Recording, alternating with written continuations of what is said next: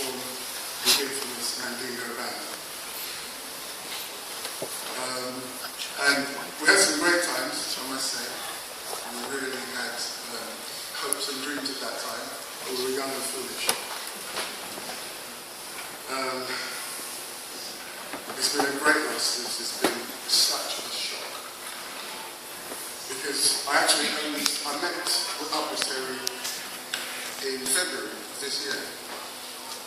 And we went out for a meal, and we had a lot of discussions and talks and what have you. And he seemed fine. And it was an absolute shock when I heard that he had passed.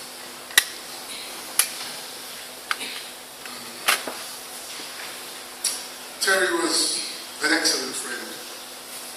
He helped me through lots of my problems and lots of troubles that I had in my life.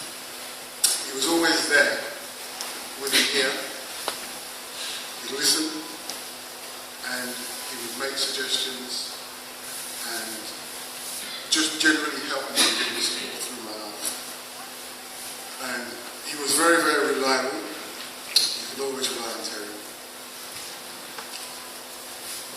And well, you heard about his passions.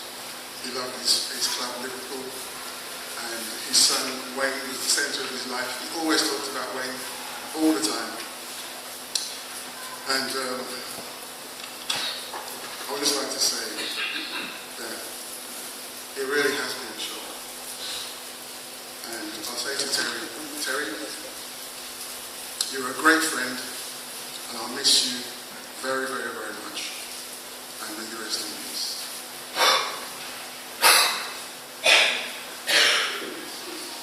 Thank you, Jay.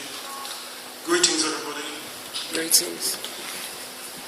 You know, earlier today, Joe said to me, as indeed my partner had said to me earlier this morning, who unfortunately can't be here today due to illness also, they both said to me that when I think of Terry, it will help if I focused on the positive memories and good times that I shared with Terry rather than the other times. The advice was well-meaning, but it was unnecessary because, in fact, I struggle to think of any bad experiences or any negative times I shared with Terry. I mean, people always say these kind of things at eulogies because it's the thing to do, but anyone who knows Terry knows that it's a fact. I cannot remember any time in the 40 plus years that we were associated that Terry lost his temper or was anything other than calm, you know. All the descriptions that have been given are descriptions that I would have given, so my friend has to some extent been stolen. But Terry was perhaps the calmest person that I have ever met, certainly one of the calmest people that I've ever met. And anyone knows me that will know that I'm not always the easiest person to get along with. There's very few people that I've not had run-ins with. In fact, Terry is the only person who I've never had a run-in, and I tried. But it's impossible to fall out with Terry. The one occasion where it got close to us falling out, Terry just looked at me, shook his head at my stupidity. He didn't say I was stupid, he just shook his head. And that was worse than him saying anything else, and just went home. And then the next day just turned up at my house, nothing never happened. You know what I'm saying? So he's not the kind of person that you could fall out with. Terry had a great career, I know, as a teacher, and I think that his students were truly blessed because you cannot help but benefit from coming into contact with one of the greatest human beings I've ever known. And, you know, they say that God works in mysterious ways, and it's really odd and ironic perhaps because prior to his post, which he held until his passing, Terry worked for an organisation called Enterprise, a bookshop that some of you may know in Dalston. And it seems a strange kind of symmetry that Enterprise closed its doors for the final time round about the time of Terry's passing. So, you know, it's as if he's done his work and moved on.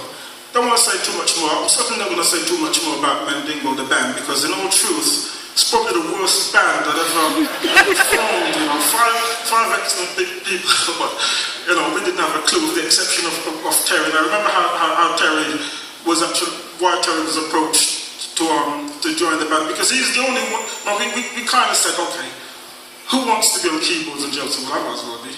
And that's how Terry, you know, Terry became the well, okay, I make the most noise, so I'll be the drummer, right? And went on like that. We said, okay, we need someone that who knows something about music.